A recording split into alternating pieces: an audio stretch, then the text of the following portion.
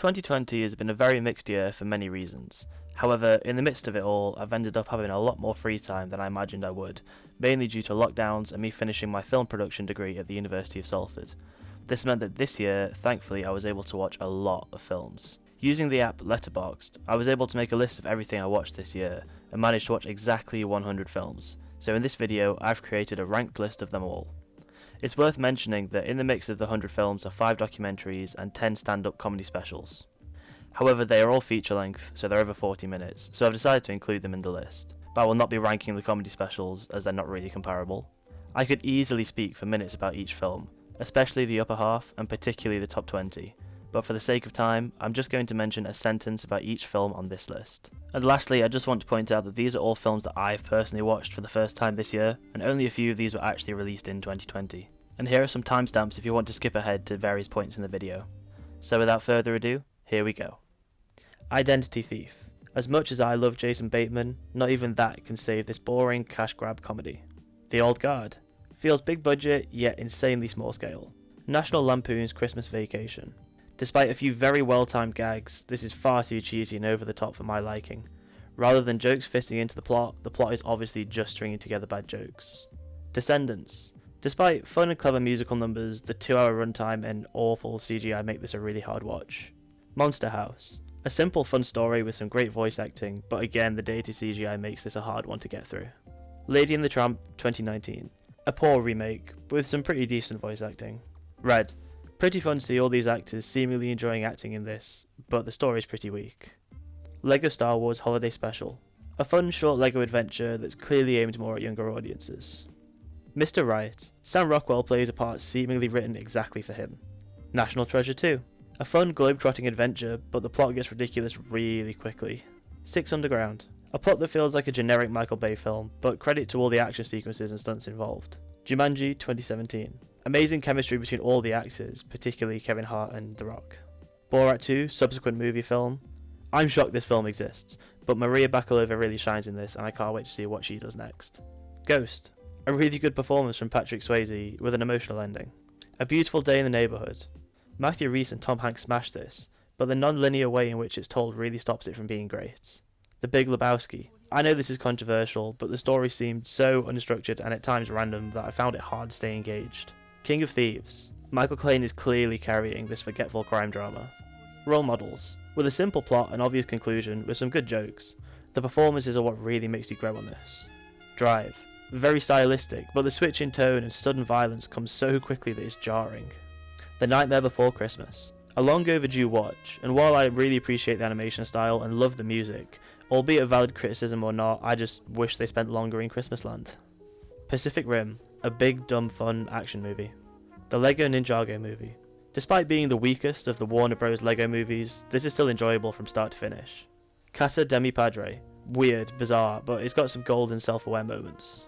Hot Shots. It utilises the same dry comedy style as Airplane and Naked Guns, and it works really well.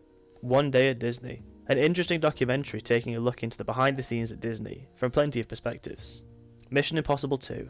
The most far-fetched Mission Impossible film, but Tom Cruise doing his own stunts is always a blast.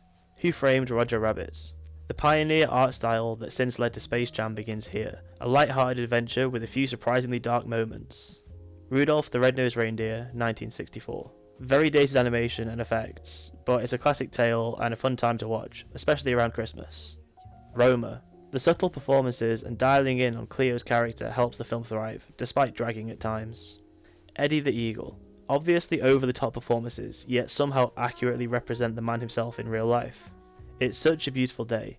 Extremely intense at times, this indie animation by Don Hertzfeldt really makes you think, and it's beautiful. Claws, one of the best Christmas films of recent times, with a cool animation style that never gets old.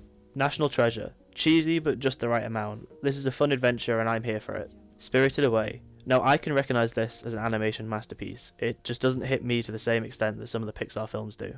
Planet Earth, a celebration. The very best bits from the best wildlife documentaries in the world. The Great Hack, an incredibly thought-provoking documentary to the point where it makes you feel uncomfortable. The Lego Movie 2, the second part. With a twist that I didn't see coming and the comedic timing being on point, this makes it one of the best Lego movies. Mission Impossible 3, much darker and more engaging than the previous entries. Zombieland, Alongside Shaun of the Dead, this is undoubtedly the best zombie comedy film, and Jesse Eisenberg absolutely kills it. Mission Impossible 4. With a noticeable jump in size and scale from previous films, this feels like a much faster, more modern film. Lost in Translation. Bill Murray and Scarlett Johansson experience such a journey that you don't want it to end. The Inbetweeners movie. Inbetweeners humour at its best, and what I've been meaning to watch for years. Top Gun. While some of the character moments can drag, it really makes up for it with the flight scenes. The Aeronauts. Surprisingly compelling, Eddie Redmayne and Felicity Jones accomplish so much given the confines of the restricted locations. Good Time. An award-winning worthy performance from Robert Pattinson with such a distinct feel and vibe. The Post. A very satisfyingly classic Spielberg film that doesn't rush anything. Ad Astra. Feels like a lesser Interstellar, but Brad Pitt really sells it with some amazing space action scenes. Darkest Hour. Is worth watching to see Gary Oldman at his absolute pinnacle. The Dawn Wall. One of the most compelling documentaries I've ever seen. Dolomite Is My Name. A perfect mix of comedic moments while also being serious and showing Ray's desperation to make it in the industry. 21 Bridges. You can really sense the Russo brothers at work in this tightly knit crime drama with some unexpected twists. Ma Rainey's Black Bottom. Chadwick Boseman is really going all out in this swan song performance, at times feeling claustrophobic with the small sets, but it really sets the stage for many engaging conversations and monologues that I hope will win him his posthumous Oscar. Triple Frontier. Amazing synergy from the main characters makes this compelling from start to finish. The Two Popes. Very thought-provoking with excellent dialogue. Yes Man. Jim Carrey's over-the-top manner really sells this. Fight Club. Intense from start to finish. This gritty film really feels like you're slowly descending into madness alongside Ed Norton's character as the world begins to change, with a twist I didn't see coming till it happened. The Gentleman. Guy Ritchie's approach to storytelling really pays off here, leaving you having no clue where it's going to end up until the last few scenes. Lincoln. It's up there with some of the best production design in cinema history, and it feels like you're in the 1800s, and it's paced to perfection. Kung Fu Panda 2. On par with the original, there are some extremely potent emotional beats in this film. Get Smart. Surprisingly now one of my favourite comedies, all down to Steve Carell. Ratatouille. Being the first time I got to sit down and fully watch it, Ratatouille is one of Pixar's best. Snowpiercer. Watched immediately after Parasite to see more of Bong Joon-ho's work, and this did not disappoint. A gritty story with a clear end goal and many twists along the way. Rain Man. A masterclass in how to make your audience fall in love and sympathise with any character. Frozen 2. Keeping the consistently strong visuals and better music than the first Frozen film, this was a very fun watch. Extraction. Going into this expecting a dumb action movie, I was blown away with how poignant and well thought through the story and choreography was. With rumours of a sequel on the way, I'm very excited. The Departed. A very Scorsese film, using clever characters to tell a story at his precise pacing and an ending 10 minutes that I did not expect. Hostiles. A brilliant western on the frontier with brilliant cinematography. If you like The Revenant, you'll love this. Moneyball. My all-time favourite Brad Pitt performance. One of the best underdog films out there. The Social Network. I can't imagine this story being told any other way. Jesse Eisenberg and Andrew Garfield really make you feel a gradual fracture in their characters' friendship. Black Klansman. More poignant now more than ever, Spike Lee's ability to flick between comedic moments and uncomfortably real scenes make it compelling to keep watching, and the ending should leave you speechless. American Sniper. This is up there with his performance in A Star Is Born. Bradley Cooper drives this extremely real behind-the-scenes look at the life of a soldier. Hamilton. I found it quite hard to place this on the list, and this is probably the film that I've watched the most this year, being 5 times. The Disney Plus adaptation of the smash hit musical hits a perfect balance between making you feel as though you're in the audience, yet in the scene with the actors, plus it has my favourite repertoire of any musical. Shutter Island. Hooked from the beginning, I was constantly trying to figure out this film, yet I still did not see the monumental twist coming from miles off. The music seriously adds to the emotional weight too. Palm Springs. A modern take on the Groundhog Day scenario, with jokes and comedic timing that's done to absolute perfection. Forgetting Sarah Marshall. Some of the best comedic moments and one-liners of all time. I was laughing out loud many times throughout. David Attenborough, A Life on This Planet. Having spontaneously decided to watch this at the one night it was in cinemas, I'm so glad that I did. It's incredibly eye-opening and jaw-dropping seeing this witness statement from David Attenborough, made all the better seeing it on the big screen. Perks of Being a Wallflower. The best look into life as an American teenager on film. I found myself so invested in the story of Charlie searching for friends, which becomes so much more as the film gradually goes on. Jojo Rabbit. Well deserving of the Oscar for Best Adapted Screenplay, Jojo approaches this very serious subject matter with a perfect balance between comedy and hold your breath moments. Soul. Visually, this is the peak of Pixar's animation. It's immaculately and intricately done down to every small detail. The musical focus is something I personally love, and the underlying themes are seriously moving. The Prestige, Nolan's third big film and the one with by far the most twists and turns. The ability to make the audience root for both Bale and Jackman's characters, alternating as the film goes on, makes it engaging from start to end. Knives Out. Proving Rian Johnson is a good filmmaker, Knives Out is my favourite whodunit of all time, gradually escalating to an incredibly satisfying conclusion. The Big Short. The non-linear storytelling and editing style, combined with stunning performances and narration, make the stock market crash of 2008 accessible and surprisingly fun to follow throughout.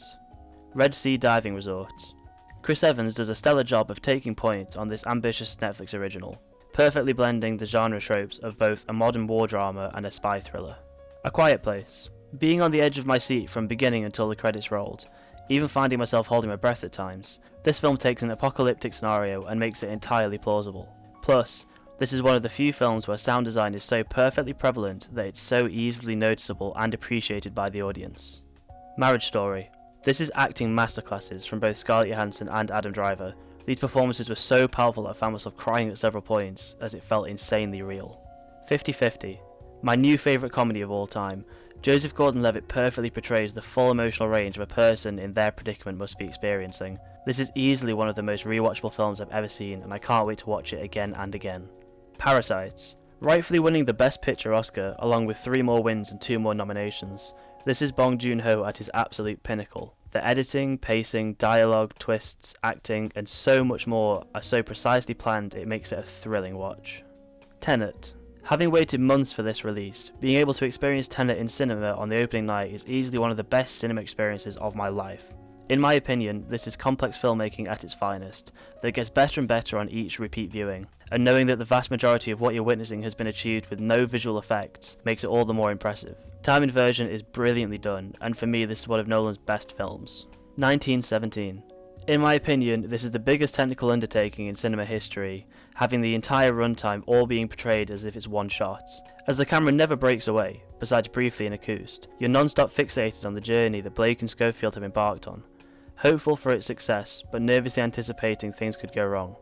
The score is also phenomenal, constantly heightening the desperation, especially in the last half an hour before the charge. And at number 1, Trial of the Chicago 7. Having heard good things about this film, while still keeping it a surprise for myself, I was fully not prepared for how much of an artistic masterpiece this would be. The acting is so impressive from all parties, particularly Mark Rylance, Eddie Redmayne, Sacha Baron Cohen, that it tangibly feels as though you're watching something on the next level. And this is, in my opinion, the best editing I've seen in a movie, because it makes it flow so effortlessly from scene to scene. These top 10 have especially been hard to rank, but for me this was the best film I've watched in 2020 and easily the number 1 spot. In addition to these 90 films, throughout the year I also watched 10 stand-up comedy specials on Netflix, mainly over summer. I thought they wouldn't really be comparable to films in the list, so here they are without rankings. I started off by watching a lot of Tom Segura stand-ups. I started off by watching Mostly Stories, then went back to watch Completely Normal, which was his first one, followed by Disgraceful, and then Ball Hog on the day it was released. Tom Segura is so blatant, carefree, and often borderline offensive with what he says, and it's pure shock humour at its best that makes me cry with laughter at times. Especially Disgraceful, I would highly recommend watching this one. Additionally, I watched Trevor Noah Afraid of the Dark, Chris Rock Tambourine, and Michael McIntyre's Showman, which were all really fun watches with some great jokes throughout. I also watched Bert Kreischer's special called Hey Big Boy, which was a weird one, but he sure is good at telling a story. Over summer, Middleditch and Swartz put a series of 3 fully improvised comedy specials on Netflix, and they're all amazing, with the first and second ones especially making me again cry with laughter.